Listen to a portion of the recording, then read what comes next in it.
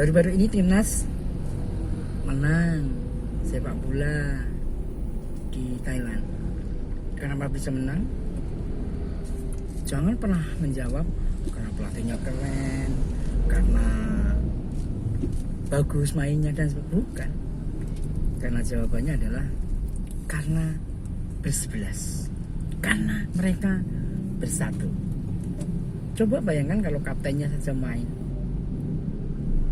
tidak bisa.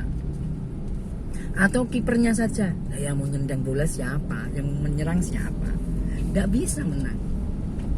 Timnas sepak bola bisa menang di Thailand karena kesebelasan. Tahun 2024 adalah tahun politik.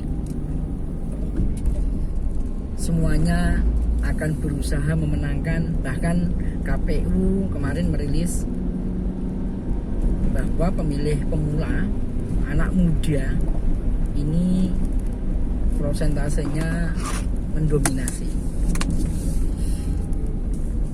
Kalau misalnya yang milih cuma satu orang, tidak akan berarti apa-apa. Atau bisa jadi yang mau jadi presiden atau anggota dewan dia sendiri juga nggak bisa. Jadi gimana? Ya karena ada yang dipilih beberapa kandidatnya bakal calon dan yang milih banyak, maka jadi rebutan. Untuk memenangkan strateginya selanjutnya bagaimana? Kolaborasi. Itulah koalisi. Koalisi itu sebenarnya adalah silaturahmi. Kalau mereka tidak berkoalisi, mungkin bisa saja menang. Mungkin saja, tapi kemungkinannya kecil. Tapi kalau mereka berkoalisi, kemungkinannya menjadi sangat besar. Maka koalisi ini menjadi tuntutan. Itulah mereka kenapa mereka kemudian banyak sekali menggalang silaturahmi politik agar mereka saling bisa berkoalisi. Anda mengerjakan pekerjaan tidak bisa sendirian. Anda perlu orang lain. Baju yang kita pakai ini saja, mobil yang saya pakai ini saja, semuanya butuh orang lain. Kalau baju ini saya mau pakai tanpa orang lain, gimana ceritanya? Nanam kapas sendiri, ditenun sendiri, dipotong sendiri, dijahit sendiri, butuh berapa lama? Hasilnya apakah memuaskan? Belum tentu. Jadi untuk menyingkat itu semuanya, kita membutuhkan shortcut sehingga kita bisa beli di toko dengan lebih mudah, lebih cepat. Butuh orang lain. Berapa banyak orang yang terlibat hanya untuk memakai sebuah baju. Mobil ini juga demikian halnya. Di dalam agama pun sudah disebutkan, jika kamu ingin dipanjangkan umurmu, maka hendaklah kamu bersilaturahmi. Setidaknya ada 2 poin yang bisa kita ambil.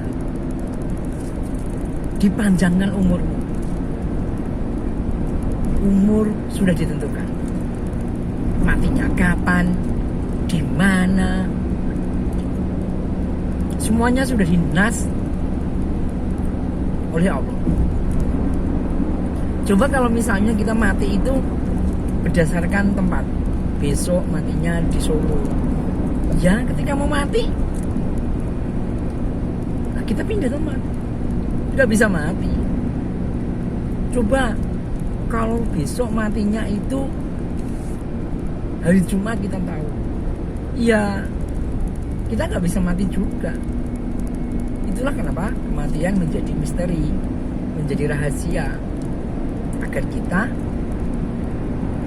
sebenarnya tidak usah takut mati, tapi mempersiapkan kematian, agar kita setelah kematian bisa meneruskan perjalanan ke alam barzah dengan mudah, ke alam akhirat dengan mudah. Kan begitu. Sholat saja kalau sendirian pahalanya cuma 1. Itu pun belum tentu benar, belum tentu sah. Ya bisa jadi karena dikerjakan sudah, tapi masalah benernya diterimanya belum tentu karena mungkin ada kesalahan. Tapi begitu berjamaah, apapun ditanggung imam, semuanya dapat 27. Jaraknya beda banget saudara, antara 1 dan 27. Ketika Anda kemudian menghimpun informasi, di sana ada apa, di sana ada apa, Anda tidak bisa sendirian. Anda butuh orang lain. Anda WA sama temennya, di sana bagaimana, dibales. Jadi konsep inilah yang akan dipegang bahwa kolaborasi dalam agama kita sebut silaturahmi ini akan memperpanjang usia. Seharusnya kita sudah mati karena kita kehabisan makanan, tapi karena kita punya silaturahmi, kita dekat dengan orang, maka makanan kita kemudian diberi sama orang lain. Hidup kita diperpanjang.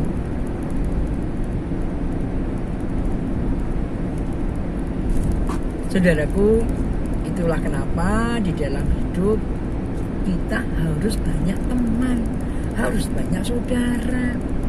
Jangan memusuhi orang. Ketika Anda tambah teman, maka tambah 1 cahaya. Ibaratnya tambah 1 nyawa. Jadi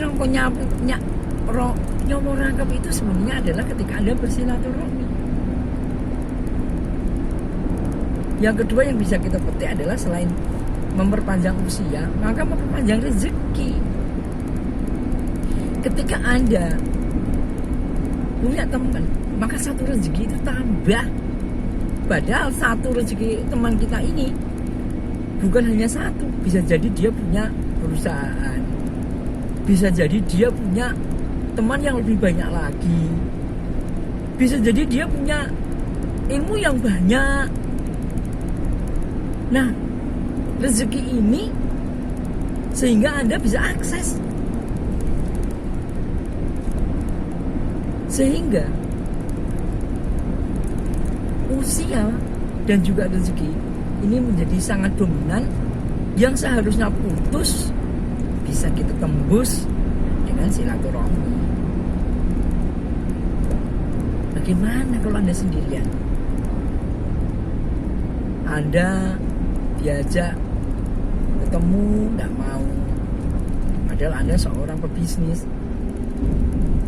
Diajak ngobrol nggak mau, ya Anda nggak akan bisa. Ngambekan, apa gunanya? Nggak bisa.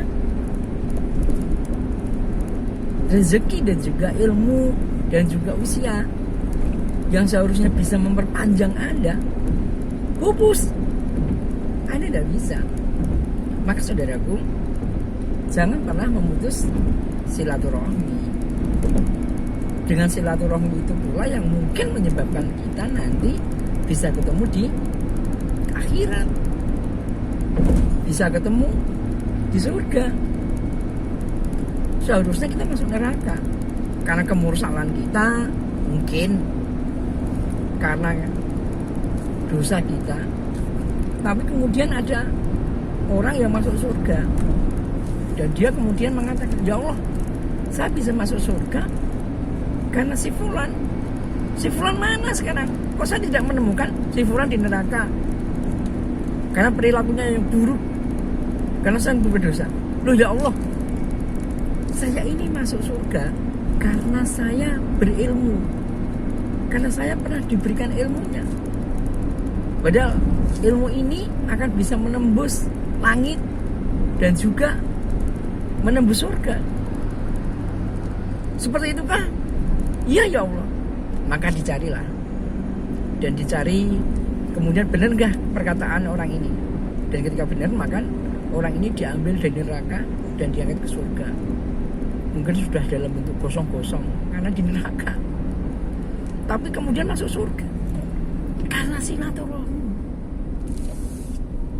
Jadi saudara-saudaraku, teman-temanku sekalian, silaturahmi ini menjadi sangat dominan. Silaturahmi ini menjadi sangat penting manakala Anda akan melakukan apapun. Jika ketika Anda melepas silaturahmi, maka kemudian mungkin kunci semuanya adalah neraka. Semoga bermanfaat. Assalamualaikum.